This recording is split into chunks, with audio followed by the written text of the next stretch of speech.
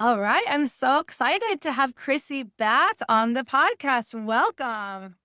Thanks. I'm excited to be back. Yay. So, people can learn more about your story on episode 154 of this podcast. But can you first just let people know where do you live and what is your relationship to arthritis? Yes. So I kind of split my time between Syracuse, New York, and the Los Angeles area. And my relationship to arthritis, I guess if we go back to the very, very beginning, I pretty much have been symptomatic with some kind of inflammatory arthritis as far back as I can remember, grade school level memories. But a diagnosis did not come until 2021. Originally diagnosed with rheumatoid arthritis, I think really just to give a name till you have some kind of autoimmune inflammatory arthritis condition. We don't really know what it is, so we're going to call it RA. But recently, let's see, about 3 months ago, that was changed to ankylosing spondylitis. So I am learning to navigate a new condition that is very similar to RA, really, in many ways, but is kind of new territory. Yeah. Well, and it's something's in the air because you're the third friend of mine that has gotten their diagnosis changed or a new diagnosis added on. Like in Mhm. Eileen's case, she now has RA and got added ankylosing spondylitis versus or non-radiographic axial spondyloarthritis, where there also are a few people in addition to you that have gotten their diagnosis changed. Can you explain, and again, if people want to hear your full story at the time in episode 154, they could do Mhm. that. But can you explain a little bit more? What were some of the things that led you? Because this wasn't just something that your healthcare team figured out. It was very much generated from you. What were some of the things that steps that you took and things you noticed that led you to kind of seek a reevaluation of your diagnosis? Yeah. So my we were really doing a sort of treat the symptoms strategy because again, it was like I was responding to a biologic. And so we knew there was some like autoimmune component, but not exactly what it was. So my symptoms were pretty well controlled, but my blood work was still like my inflammation markers in my blood work were still elevated. And they were pretty steady and they were lower than they were like when I was diagnosed. But I was still concerned about that, mostly because of all of the other things that come with inflammatory arthritis, like that chronic systemic inflammation and like cardiovascular risks and things like that. So I had been asking for a while, are we just going to continue this treatment forever or what's kind of the plan? And the practice I was at, I saw one of two doctors, depending on the appointment. And they both were like, oh, you're stable. Like your symptoms are pretty good. We're just going to, I think it was kind of a if it ain't broke strategy. I kind of ended up seeing a different doctor as a result of just like some things going on in my life and geography. And I could get in with someone new. And the timing just seemed right to be like, you know what? Let's just see what somebody else has to say. I wasn't unhappy with my care, but I was also like, I'm not sure if this is it. I am HLA-B27 positive, which is like an antibody that I think like most people who have it don't have any kind of chronic condition, but most people who have ankylosing spondylitis have that antibody kind of situation. So I was positive for that. And I remember my original rheumatologist was like, well, this is often associated with ankylosing spondylitis, but you're a woman. And I think historically, AS has been associated with men. And so it was kind of dismissed from the beginning. But I have always had problems with my back, and ankylosing spondylitis is kind of associated with inflammation in a very specific area in sacroiliac joints. And it's really interesting. I went back and looked at my like clinical notes, and I have in my like the notes that the doctor wrote down all the way back to at least 2023 complaints about back pain and the HLA-B27, and they still were like, nah. So anyway, I saw this new doctor. He saw the HLA-B27 and immediately was like, we're getting an MRI. And the MRI showed both inflammation and damage in the sacroiliac joints. And so that in combination with the antibody and my symptoms, like primarily my large joints are affected. I do have a little bit of pain and swelling sometimes in my hands, but not those like smaller joints that are more often associated with RA. So all of this combined is kind of like a slam dunk, I think, for ankylosing spondylitis. So change the diagnosis pretty quickly and change my treatment immediately. And I think that was going to happen regardless of what we were calling it. And I've had a very fast and positive response to the new treatment. So I was hesitant, I think, to get a second opinion because I was like, no, this is fine. Everything's fine. And for some reason, it was kind of intimidating to be like, oh, if I go talk to somebody else, is my other doctor going to find out or be Right. mad or something? And I've got a good thing going, so I don't want to mess that up. But it turned out to kind of radically change the course of my disease and my symptoms and everything else. So, Yeah. Yeah. Well, and I just want to sprinkle in. So, first of all, thank you for sharing that because Mhm. it is a big deal to have your diagnosis changed. And I definitely, just a few educational points to sprinkle in there is that, sacroiliac, that's like the base of your spine pain, is really not common in rheumatoid arthritis. And any sort of Mhm. axial or spine pain is not common. It doesn't mean that it never happens, but it's one of the things that a lot of rheumatologists use in what they call the differential diagnosis to differentiate. Okay, they have some sort of inflammatory arthritis. Is it psoriatic arthritis, which can mimic the other two, or is it, axial spondyloarthritis, which could be either non-radiographic or radiographic. In the case it's radiographic, it's ankylosing spondylitis, or is it rheumatoid arthritis? And anyway, point being that the other thing that is looked at is that HLA-B27. It's not an antibody, it's a gene variant. So it's like it's a Did I genetic. say antibody? Yeah, I I was think you accidentally said legit. antibody, but Yeah, just I'm sorry. no, it's okay. It's okay. Yeah, but you're right to say that it's one of the confusing things is majority or a lot of people who have AS, ankylosing spondylitis, have that gene variant, but the majority of people who have that gene variant do not have AS. Mm, So it's kind of like a lot of this stuff is like a study in statistics, but yeah. I just want people to, people listening, it is hard that there's no, I always use the example of diabetes. With diabetes, there's a very clear line in the sand where if your fasting blood sugar is above X number, which we take with a very simple blood test, you have diabetes, like no questions asked. Now, is it type 1 or is it, type 2? That's a whole other Mm, thing. But where there's not this complete straight shot diagnosis for any of these, mhm, but you take that's what's called diagnosis of an exclusion. The doctors take all the data together and make that diagnosis, but that puts patients in a position of having to deal with uncertainty because even when you follow a textbook definition, you still kind of have this lingering doubt. At least I do in the back of my mind. Is mm. it really this? You know? Yeah, and that's an interesting point because my symptoms were so well controlled that I was actually when all this happened, I was going through for several months this kind of weird period where I was having some doubts. Am I even sick? Is that I had that even before too. I think when you're doing well, and it's even though you're treated, you're like, I'm on medication. So it's weird. It was a really weird feeling and almost like chronic illness imposter syndrome. Should I be in these groups? Should I be talking to people? Because like I'm feeling okay. Am I really? Is this just a big mistake? And so uh, getting a different diagnosis sure snapped me out of that quick because now I have like real proof of the damage and all that stuff. So it was a roller coaster that last 6 months of the 2025, I think, where I was like, am I even sick to, oh, I am. And it's something new. yeah, I think it's so common to have that imposter syndrome. And actually, we've, in the course of running the Room to Thrive support groups over the last now 6 years, actually, I've definitely had people who you can even start the program feeling like not great. And then if your treatment starts kicking in, Mhm. people can start feeling, wait a minute, do I even belong? Do I belong in a support group anymore?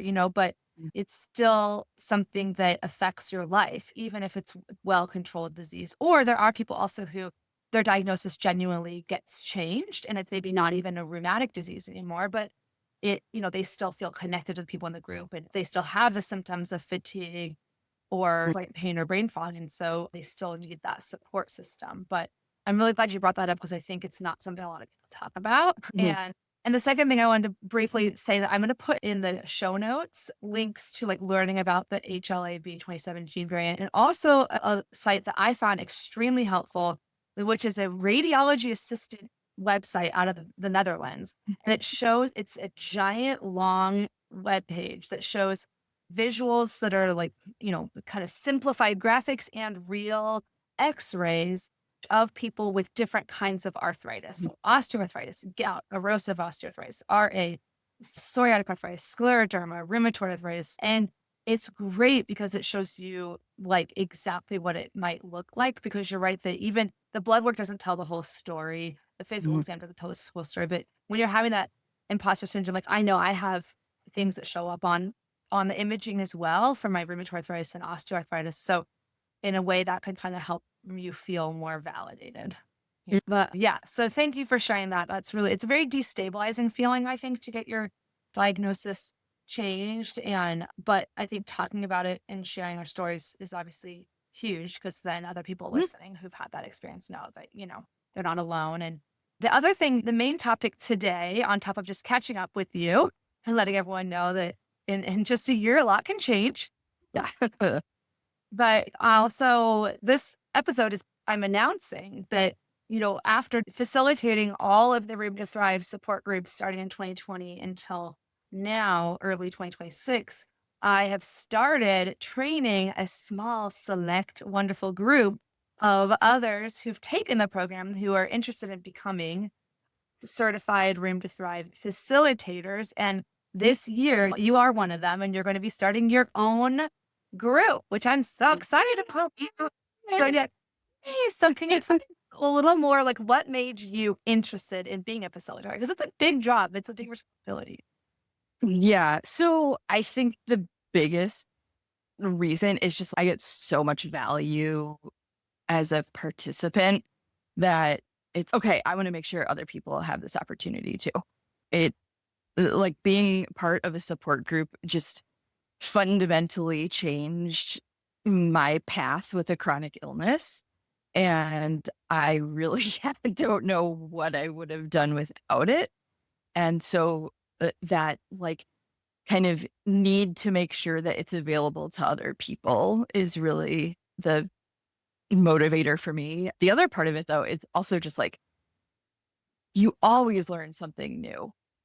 Whether you're a participant or a facilitator or however you're involved with a support group, there's just always something like the world of rheumatic disease is so everybody's got a different path and a different situation, but there's so much overlap too. And there's so much information to try and consume that you don't know what you don't know. Like being able to interact with other people is just a constant learning experience. And so keeping, involved in that kind of community is important for my own disease management, I guess. I mean, 100%. I know this maybe even sounds cliche. Like I know a lot of times teachers will say, I learned as much from you as you learned from me. But Right, right. it does happen because every person with a chronic condition becomes an expert in their own care and in their own experience. And yeah, every time I've done one of these groups, I've also learned a lot too. But you're Mhm. right that it's very gratifying to be able to, be in that role of helping others kind of have that transformation between feeling so lost and alone and overwhelmed to like then feeling more grounded. And I wanted to know a little bit like what stood out to you most about co-facilitating the most recent cohort, which, okay, I should stop and say. So the most recent group that ran for the Room to Thrive support group was from September to January, September 2025 to January 2026. And so I had you and two other facilitators in training where I started, the first couple meetings, and then I was training you in how the program goes. What were some of the things that you liked the most about it, or that stood out to you about what the participants got out of the program? Yeah, it's the same but different being in the facilitator role than part of the cohort. And so it was just really interesting to see like what different things would come up in conversation and kind of where the conversations would go. Every cohort is going to be different. And something I really like about the cohort structure, and I felt like happened with that group, was it's not just the course material, but when you're spending months with people, you kind of bring other things to the table, like home management, or I have this thing that might not seem explicitly related to chronic illness, but my condition does impact it. And how are other people dealing with this kind of stuff? And so I really like that the facilitator gets to be part of that too. But yeah, really seeing like how different things are brought to the table with different groups as the facilitator. And it helps inform facilitation further in that group, but in future groups too. What are topics that keep coming up over and over again? What's important to this group? What do they like to discuss? What is maybe more uncomfortable? And so being able to tailor the discussion to the group is kind of like a cool experience too. Yeah. Yeah, it really is interesting. I mean, group dynamics are such that, like you said, each group really is unique, yet there are the greatest hits, like the things that Mm-hmm. come up every time, right? Which is feeling like, you don't know exactly how to best prepare for an appointment. That comes up a lot. Or feeling, oh, I left that appointment and I immediately thought of 3 questions I should have asked. And we can help each other, work through that. But we can't Yeah. control what we did this time, and we can control what we can do next time. Or feeling like it was hard to explain it to friends and family, or feeling like kind of maybe alienation in your social life, and being able to, but it manifests differently because the world in which the context of each person's world is different, right? Mm-hmm. So, okay, I have the social effect of my RA. Everyone has some social effect, but the exact effect is going to be different, each group. So, yeah, it's really, I hope you'll see what I've seen too is the more groups you do, it's just each one is its own one is its own world. And, in general, sorry, zooming back to the big perspective, like why you kind of already answered this, but why is a program like Rheum to Thrive especially important for inflammatory forms of arthritis? Yeah. So, I mean, I think a lot of the reason for this program is like, how do we consolidate a massive amount of patient self education into one place? And again, I don't know like how I would have found out a lot of these things on my own. And so having a structured program, I think is super helpful where frankly, someone else has done a lot of the work to kind of just compile all the information and give it to you, and it is technical and it is science based, but there's also just like the human component too. And so it's kind of like tying everything together. Okay, these are need to knows. These are things about my condition from a medical standpoint that might be important for me to know. But I'm also able to talk about how those affect like how I cook dinner with a group of people who understand the exact same struggle that I'm having. Yeah, that's beautiful. You kind of really paint a picture of it's the macro and the micro, kind of are constantly zooming back and forth. And, one thing that I don't think I've done the best job in the world on this podcast of walking people through the structure of the program. So this Mhm. wasn't a question that we plan on asking before, but would you mind? So let me know if you don't want to answer Yeah. it. But could you describe a little bit like what a typical meeting structure is like for people who might, I think when people hear the idea of a support group or a self-management, educational support group, there's a lot of different ways they could be structured. So can you describe that a little bit for people who might not be sure if it's a good fit for them? Sure. I mean, I think we have a nice little ease into the day with usually an icebreaker. And like everything is very come at your own pace, come at your own comfort level. Like you show up when you can. If you can't, that's okay too. If you need to have your camera off and just say, I'm really going through it today, that's totally cool. But yeah, usually an icebreaker, again, like very optional. They're usually like kind of silly, get to know you. I guess that's the point of an icebreaker, but kind of more personal preference kind of stuff. And then there is a topic for each meeting. And so the week prior, there is a video and some slides and things that you can review on your own time. And then that will be the content for the following meeting. And I mean, everyone has a different facilitation style. So your experience may vary, but, really kind of covering the high points of the material from the previous week's, I guess, curriculum, syllabus, whatever you want to Yeah, call yeah. it. And I'll remind everyone that the THRIVE is an acronym. So it stands Mhm. for Tools for Pain and Fatigue, and then Helpful Habits, which is the exercise, nutrition, sleep. And then the R is the relationships, the I is the inner world, mental health. The V is valued activities, and E is executive function. That includes like getting organized and symptom tracking and advocacy and stuff like that. So it's like the educational materials broken down. So we're talking about one of those topics each week. And they go in that order, and you have a couple meetings dedicated to each letter bucket. Exactly. So, Yeah. Yeah. yeah. So there's usually a good chunk of the time devoted to pretty open discussion about the material, and then just a kind of free for all.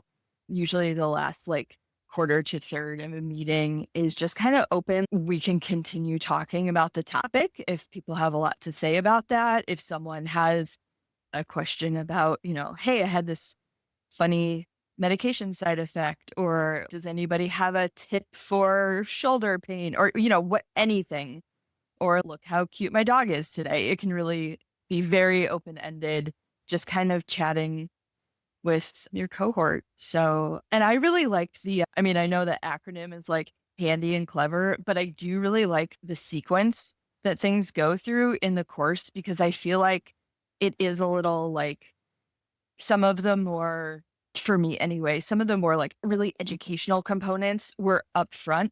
And then as time goes by, it sort of morphs into, okay, now what do I do with that? How do I implement these things? And so I really like the progression of the course. Here's the tool. Here's how I'm going to use it. 100%. And yeah, part of that, is a lucky accident because of like the order of the word thrive.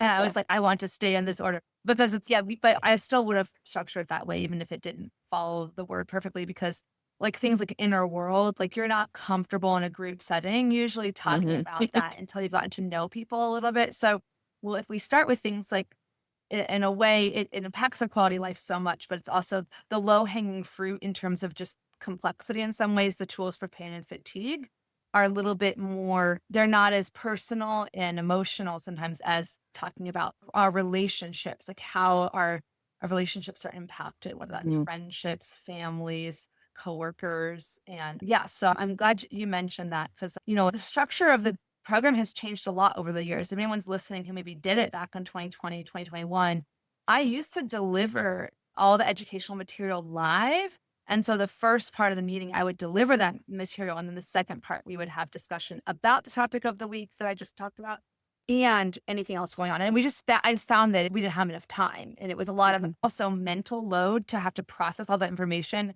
and then immediately talk about it versus pre-recording. So even if you take the group with Chrissy, you'll be looking at the pre-recorded lecture of the week is still done by me. And then, but Chrissy's helping you bring it to life and answering questions about it and then helping you apply, like she said. So it's just so much, it makes the material really real and helps us also chunk it out. Cause it's like when you Mhm. first get diagnosed, you're like, but I wanted to know everything and how am I going to manage this and that and fatigue and my, appointments. And you're like, okay, we'll do one topic a week. We're going to break it down. And yeah. So, yeah. And you mentioned, different facilitators have different styles. That was Mhm. actually one of the prime motivators for me in training other people to be facilitators. The logistical one of just being able to offer times that are outside of the times that I'm available is huge, right? Because a lot of people with rheumatoid arthritis feel worse in the morning and kind of better as the day goes on. I'm a morning person. So even though my joints might feel stiff in the morning, my brain is the best in the morning and then kind of Mhm. deteriorate.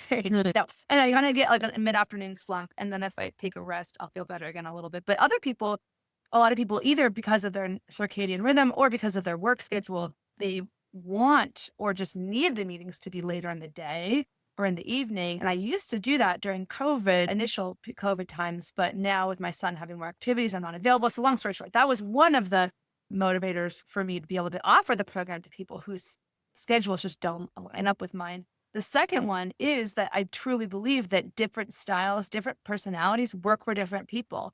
I'm very bubbly and outgoing, and like for some people that just doesn't or I use humor as a coping skill, and that Mhm. might not jive with everyone. And there are other people that, and not even just if it's not this their personality style, other people might also just want someone who has a different lived experience. I'm not an engineer, you're an engineer, or like, Sure. I'm a mom, you're not a mom, or whatever it is, like a role in life.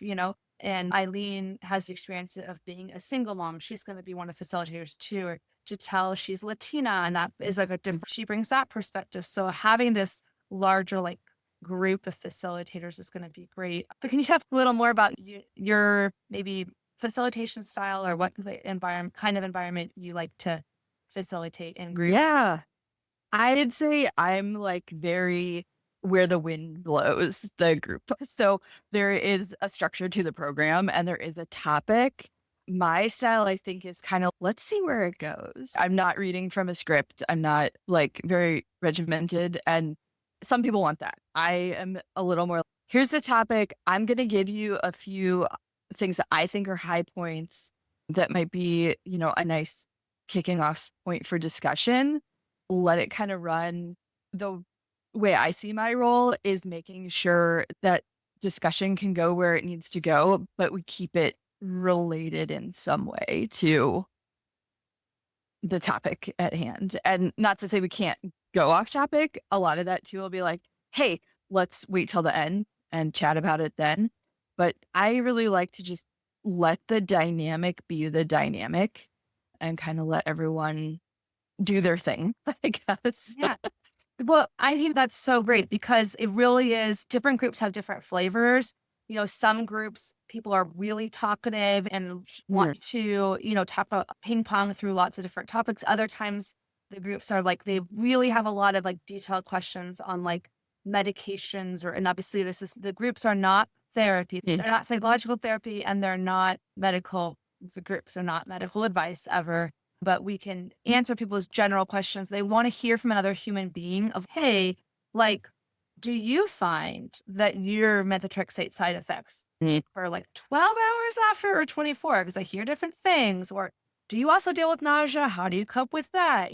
That kind of thing. Mm. Sometimes people are really like, there's that the mood that day is that people really want to talk about logistics. And other days it's like bigger, broader picture. Like, how do you all cope with uncertainty about the future? And like, how are you going to, am I going to be able to do my job? And, or other times people are like, I want to talk about doing my makeup and my hair, Yeah. And And also part of that going with the flow is if the group truly wants something more structured, like game on. I'm totally willing to come in and be like, here's the outline, and this is what we're doing today. That's that group's dynamic. So I'm really kind of like to observe and see what's going on. And I wanted to mention something that this came up earlier, talking about the course progression and like getting more comfortable with the group as things go on. But there is a pretty like the heavy emphasis on this is a confidential space oh, and making sure that as we get to know each other, people might feel more comfortable opening up. But from the jump, this is,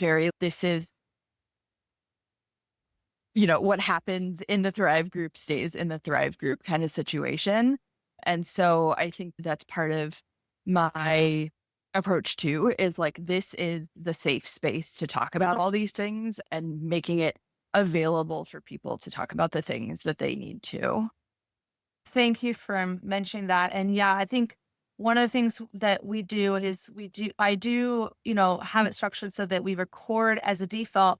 We record the meetings just so that if people maybe had to make an emergency medical appointment or just their schedule didn't allow them to attend live, they can still hear or watch the meeting recording. But we have it so that if anyone ever wishes to speak off the record, like they really want to just make sure there's no recording, they just are more comfortable with it being only live, we can pause the recording at any time so that it just lives in that moment. Because yeah, that's kind of a cornerstone of the group process is like confidentiality. And there's really the ground rules are confidentiality and respect.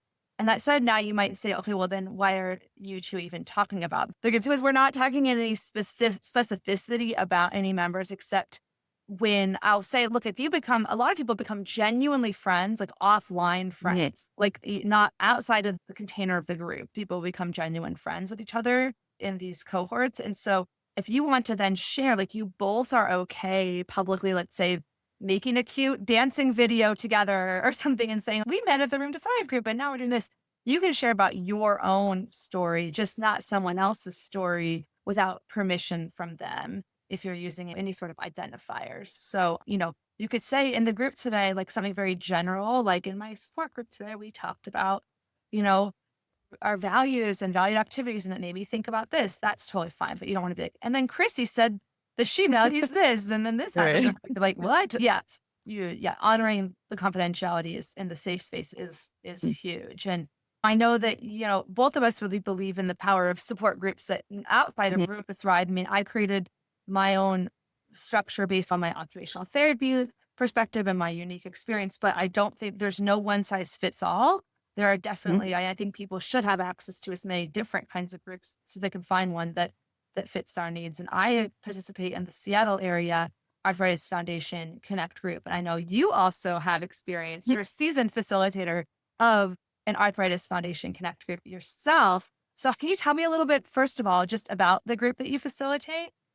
Yeah, I co-facilitate one that is for the greater Los Angeles area, as well as one that is focused on cycling. So the connect groups are kind of like Arthritis Foundation's support group structure. Some are like location based, like LA or Seattle. Some are disease specific. So there's like a rheumatoid arthritis group. There's one for like parents of JA kids. And then there are like special interest groups. So cycling would be one of those. So I started when I got my first diagnosis, my original diagnosis.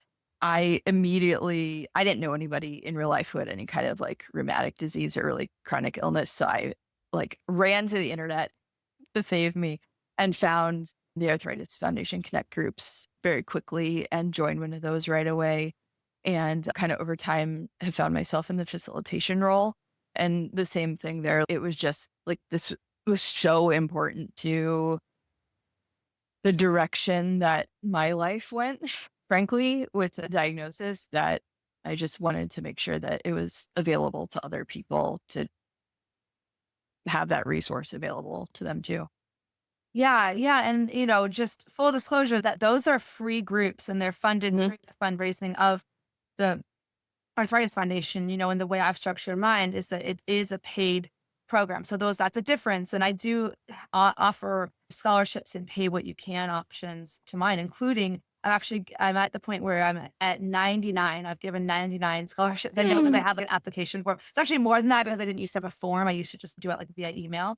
Then I was like, I need to have something more that I can keep track of easier. So I do offer a number of pay what you can options too, but it's just two different structures. But yeah, I mean, I think I'm a big fan of them. I've definitely learned a lot in the one I've gone to. I started going to it when it was an in-person, Mhm. thing. And it's really nice to connect to people. I did the Seattle general one. It's nice to connect to people in your community. I've made friendships there that I continue, but then they're also now with the virtual support groups being Mhm. more popular, it's really Mhm. awesome because you can, yeah, if you're really interested in cycling and you live in like Nebraska, you can talk to Chrissy, who's in Mhm. either New York or California, depending Yeah. on Yeah. what day you talk to her about cycling. Yeah. And what are some things that you've learned about, or what are some things that ways that facilitating the Arthritis Foundation Connect groups maybe shaped how you show up as a Yeah. facilitator? Yeah. So they're very different to, Room to Thrive has a structure.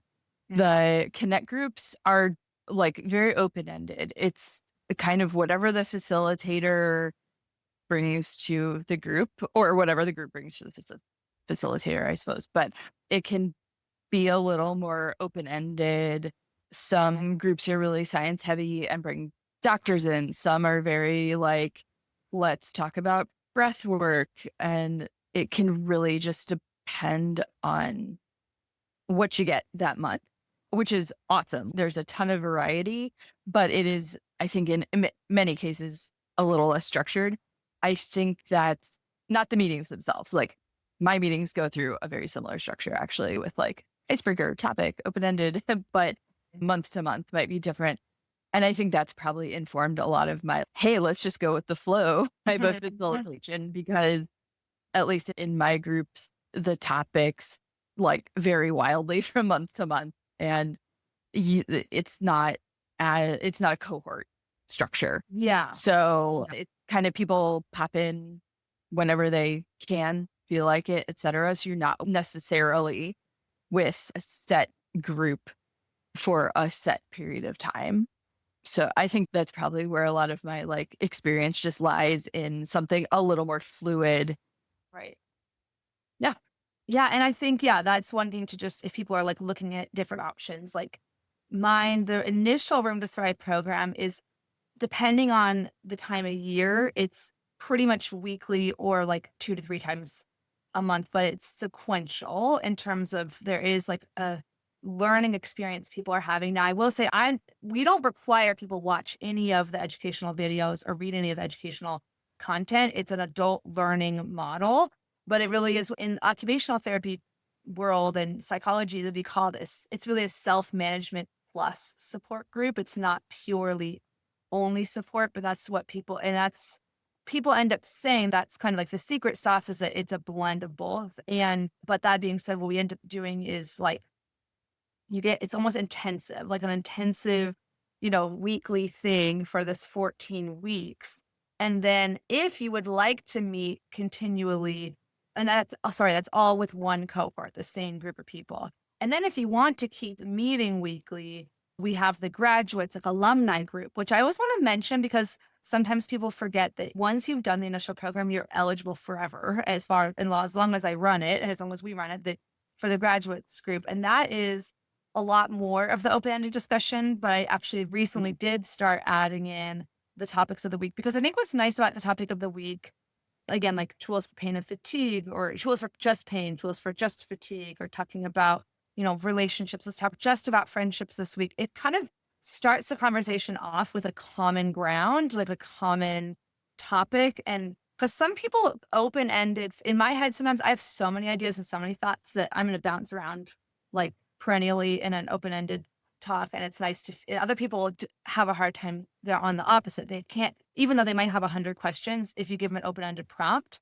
they'll be like frozen. I can't even think of one. But if you're like, let's talk about fatigue. Oh, here's my questions about fatigue. It grounds the discussion. So again, Yeah. they're just different things for different people. I like the graduate structure too, having both the like very open-ended, but just like a touch of focus, because these conditions are so dynamic that, okay, I took the course 2 years ago, or in my case, if I had taken it a year ago, like a lot has changed, or your med stopped working or something. Like, Yes. I feel like very few people that I've encountered are like, here's my diagnosis, here's my treatment plan, this is what we're doing forever. Something's always, and so revisiting the topics, I think, is extremely helpful. Or you just hear something new for the first time and think, oh, wait a second, that might help me or something. So I really like that there's a continuation of the program, but it's not quite as, I don't know, dedicated, I guess, to that topic. Yeah, and I can't tell you how many times people say, "This is exactly how I would do it too." They'll say, "Well, I didn't really listen to that part in the beginning when I first did the program because it wasn't a problem for me at that time." So, there's a lot of information to learn, and so you're like, "Okay, I'm triaging right now, I'm not dealing with fatigue, so I'm not really gonna pay attention to that part. I'm not gonna watch that video from the course or read the slides." And then, a year down the line, suddenly you're struggling with fatigue, and now you have this resource to go to, and not just the resource of my, you know, self-paced materials, but also the others in the group. I mean, it's amazing what we learn from each other. And yeah, it's honestly been something that's been a pleasantly surprising how many people are like, some people are like, I'm just here to chat with my arthritis friends, but others are like going back and they're like, wait, yeah, I totally forgot about this stuff, or just apps or something. I stopped using an app to track my healthcare for a while, but then Guava came along and people kept Guava. And I was like, let me check this out. I'll put a link to that in the chat because it's a very, really helpful free app that syncs up with your health records and makes it a lot easier to manage stuff.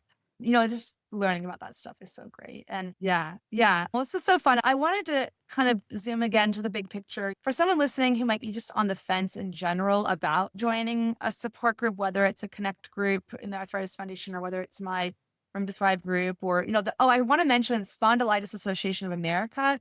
They also, spondylitis.org, they are a great nonprofit. They also offer support groups and also some really fantastic live webinars, just like the Arthritis Foundation does. Yeah, but what would you say to somebody who's on the fence maybe about joining a support group?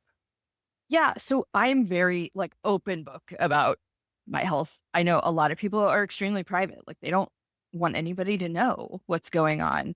And I think that can be a barrier to joining a support group. Or I even was kind of like, I don't know these people. I don't know what I'm going to do. Is this going to be weird? I cannot emphasize enough how much like just being in a space with people who have a shared experience like lifts some of the burden.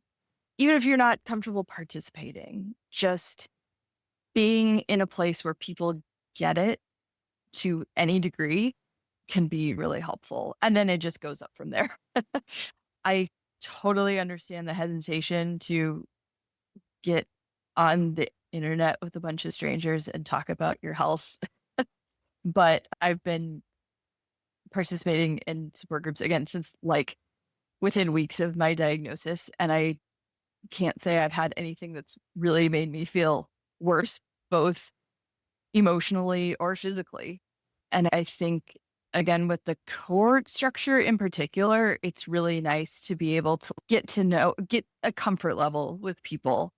And if you're more into the fluid, like I just want to come and go, more Arthritis Foundation type thing, like that program is out there too. So it might be like some experimentation to find what you want and what clicks for you because, people have different preferences, but I would say give it a try. Like, even if it seems like a scary thing, because I get why that would be intimidating and you're dealing with pain and uncertainty. And, if you're not, I think Cheryl and I are both pretty extroverted people. So Yeah. if you're not, that's not your default and you're not like, I don't want to talk to people, that can be a challenge on top of a mountain of other challenges. But I would encourage people to give it a try and see, if there's a place that kind of fits with your needs and your personality. Yeah, 100%. And, I think if we look at, I also want to acknowledge, I have this little blog post I made called like arthritis support group versus myth versus fact. And one of Mhm. the myths I did say is because I'm trying to be like devil's advocate, and also be honest, like that, a myth would be the support groups are the best fit for every single person's needs. And if you're in a really dark place where you're not really, you really and you're not getting any mental health support at all, for some people it's a better, if you have 1 hour a week to attend to your psychosocial or psychological emotional needs, it might be better to do a one-on-one formal therapy, right? Some people, I would say if you're at a place where you believe that no matter what you do or what you learn, you are feeling like crap and you're always going to feel like crap, then we need to triage that at the most basic level. Be like, you would probably be better served by one-on-one therapy because a group, a group is not the most appropriate. I mean, like maybe group therapy by a mental health group therapy in that case versus this is a peer education, peer support, educational support. And, so I just want to acknowledge that. And some people just, Mhm. even if they are in a mentally healthy place where they're feeling like optimistic about the future and stuff, they just don't prefer learning or interacting in a group. They want to get support one on Mhm. one. It's great too. It's not like there's a one size fits all. But if your reason for not joining a good group is based on things like myths that like all groups are full of misinformation or no one will really get it, then we want to help assuage Mhm. those myths, right? Yeah. And I talk about this all the time, but I have to throw this out there. One of the very first things I heard, I would say like within weeks, if not a week of my diagnosis, was watch the places where you spend your time. Look out for the Facebook group that's full of doom. And, I talk about there's always going to be like crummy days with chronic illness. And so whatever we can do to not pile on, I think is helpful.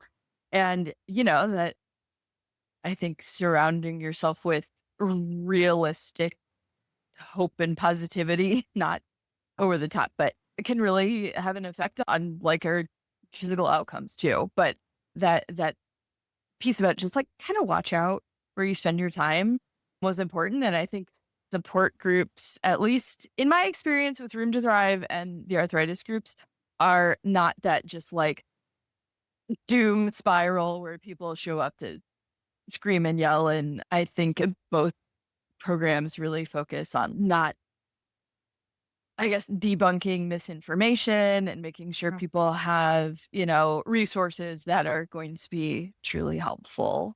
So yeah, I'm glad you brought up the myth thing, because I think support group can come with a lot of preconceptions. And at the end of the Yeah. day, it's like all them people sitting around talking like this.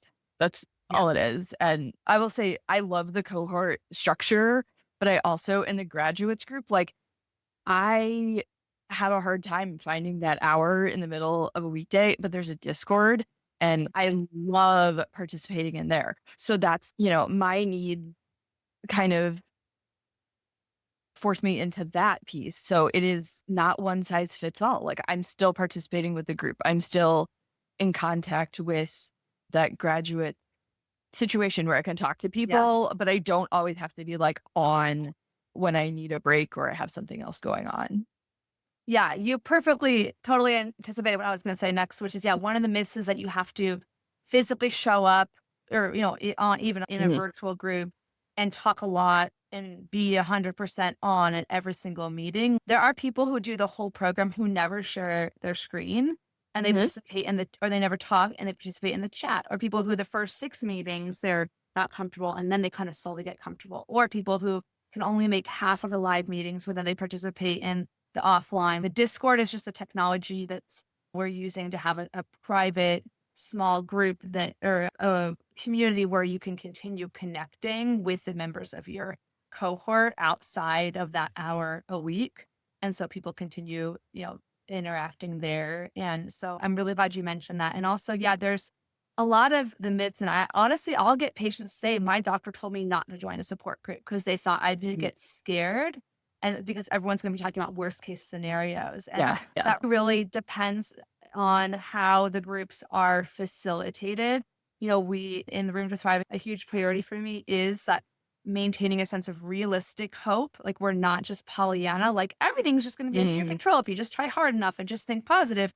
But recognizing that some people have really difficult to treat disease. Some people don't get that wonderful experience of remission that other people get. And we're still going to devote ourselves to like figuring out how to thrive the best we can in our situation and support each other in doing that. And part of thriving is being able, in my opinion, being able to feel your feelings. And even if those Mhm. feelings aren't comfortable, being able to allow yourself to let those waves of emotion go through you without feelings of shame or guilt. And, and saying, okay, and this is my one wild and precious life. And what am I going to do, with it is the goal. And there really is, like you mentioned, a lot of the word support group is used there's no one meaning of the word support group, but I definitely think on Facebook in particular, there's actually scientific evidence to back this up, that Facebook tends to have the most misinformation on their groups, whether that's for disease specific groups for cancer, or I did a presentation on this, like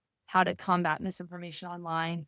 Facebook groups tend to have the most misinformation. So, and the Facebook quote unquote support groups. And so you just, have to look at the source of Mhm. who's sharing stuff and if they Yeah. have any sort of other conflict of interest or anything.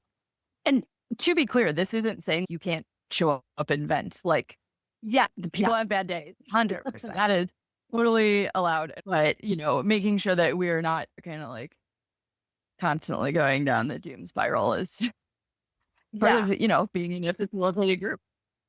Yeah. 100%. And were there any other worries you would say people have before joining a group that you would want to address? Or we kind of already addressed them, I think. Yeah. I mean, I'm trying to think if there's anything else.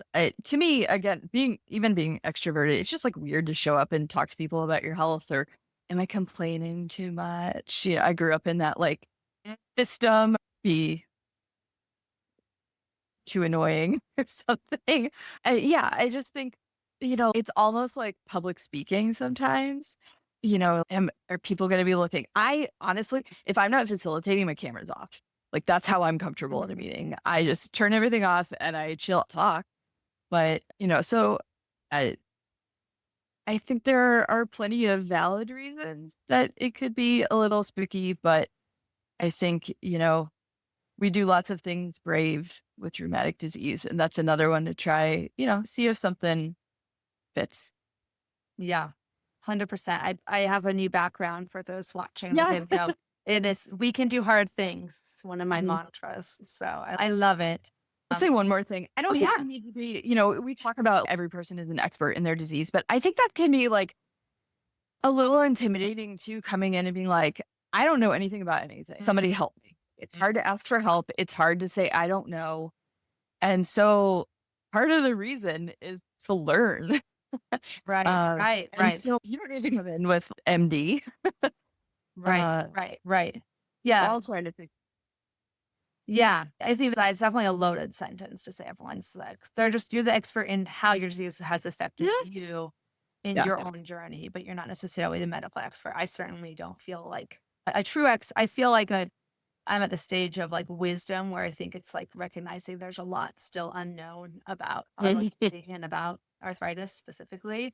So every day I learn more. So we're getting to the point where we're not going to do all the rapid fire questions today because we've already heard your answer to all of them. But I think sometimes our answers do change a little bit over time. So I'm curious, what would you say today are like your best words of wisdom for somebody who's newly diagnosed with inflammatory arthritis? Yeah, so this I think actually stays the same and has been my mantra that life is different, but it's not over. When I was diagnosed, I just fell apart, honestly, and then kind of climbed out of that space. But I won't deny, like something has changed and something like major has changed. But that doesn't mean that life is over. It doesn't mean you can't enjoy things. So that would be like I think my big takeaway is, and I'd almost say like these diagnoses are scary, but I don't know that you need to be scared of it. There are resources, there are groups that can really help. Yeah, I love that. I think that's definitely a huge lesson to learn. And you might have to learn it as me talking, having had rheumatoid arthritis now for over 22 years. You have to keep learning that lesson over. It's different, Yeah. not over.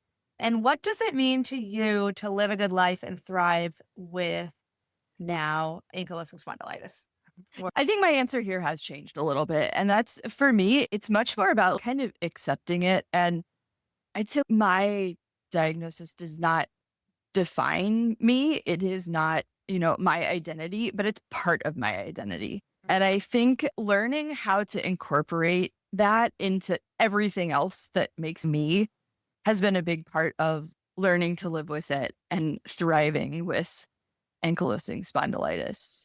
Yeah, I love that. You hit on my favorite word, acceptance. So Yeah, I know. that's not, There's a that's couple not, times you said things and I'm like, that's acceptance. yeah, I And it know. is. I don't mean to use it in like a corny or suck up way, but it is. It Yeah. just that has been a shift where this new diagnosis was a roller coaster. And I was really upset about a lot of things, or, like the medication challenges or whatever. And just being like, okay, you know what? This is just part of who I am. And that's how we're going to roll through your life. Everybody has a challenge. Everybody has something. And that is not to dismiss or minimize anybody's thing that they're struggling with. But for me, being able to learn how to fold it into the bigger picture has really, I think, been a key to kind of charging forward and having that good life with her rheumatic Yeah. disease.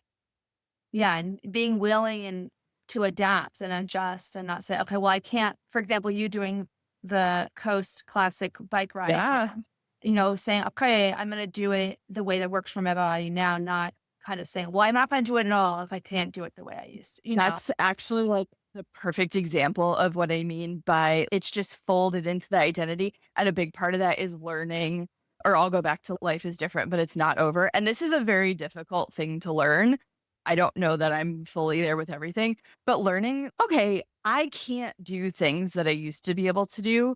How can I modify those? How can I find a way to do what I want to do. And the California Coast Classic is a perfect example. Okay, I can't go run a half marathon, but I can get on a bike and I can ride that bike for 8 days, and acceptance is a part of that too, though. I want to do things I can't. I have to, you know, find peace with that and say, but this other thing. So it's not over. It's not all a lost cause. Yeah. Yeah. And learning how to unlearn that black and white thinking is definitely a It's hard. part. Yeah. Yeah. Is there anything else you want to share with the listeners before we wrap up? I cannot emphasize enough how much both the Arthritis Foundation program, but also Room to Thrive have, again, guided a major part of my treatment plan. I'll say that. And I've learned so much. It is really a you don't know what you don't know situation. And so, I would encourage people to explore it. But if you're interested, take it for a little test drive, see what might fit, because it's interesting that you said some doctors recommend people don't attend support groups, because I feel like it flies under the radar a little bit. Like, we talk about meds, we talk about physical therapy, we talk about psychotherapy, but the support group piece is accessible and it really can make a major difference. So that would be my parting words is, give it a try if you're interested.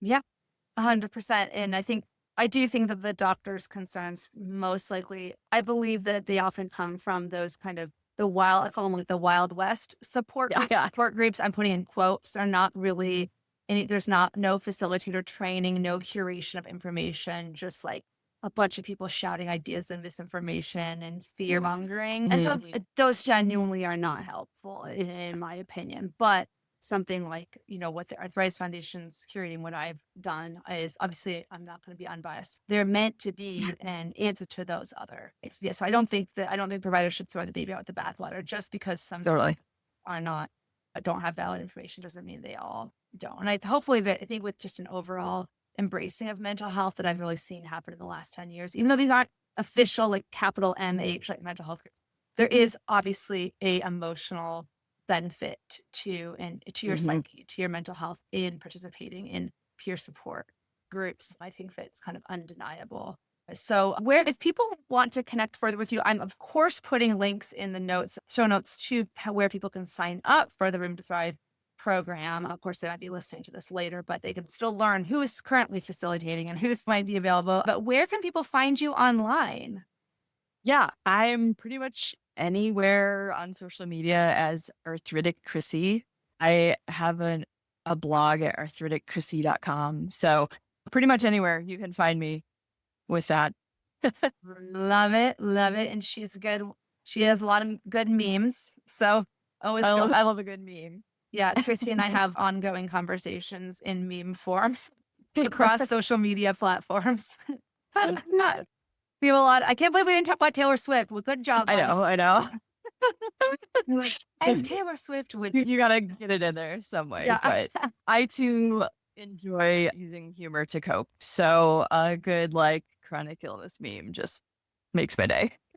Yeah, I think people would be surprised how often humor comes up in the groups, whether explicitly like someone sharing a meme they found funny or just naturally bubbling up. Like, isn't this wild what someone said to me? And we just end up laughing. So laughing together is a great bonding experience. Thank you so much. I'm so thrilled that you're going to be the first non-Cheryl facilitator of this program. I'm really excited because this is opening the doors for, more times that people can take the groups and more diversity of just facilitators. I think it's like a win-win for everyone. Oh, and I should say, just for the record, I'm not stopping facilitating groups. It's just I'm bringing in more people, and there'll be different times a year. It's always going to be like you kind of have to check on the website and see who is going to facilitate when, because even when it's been just me, I've always kind of changed depending on my availability. I'm going to do a group of this. I usually do one in the spring and one in the fall. I've been doing 3 or 4 in the spring and more in the fall. But so just always be sure to check on the website. So I'm not leaving or anything. I'm just bringing in more voices. So thank you so much. Thanks. I'm really excited to be here and to kick off a new cohort.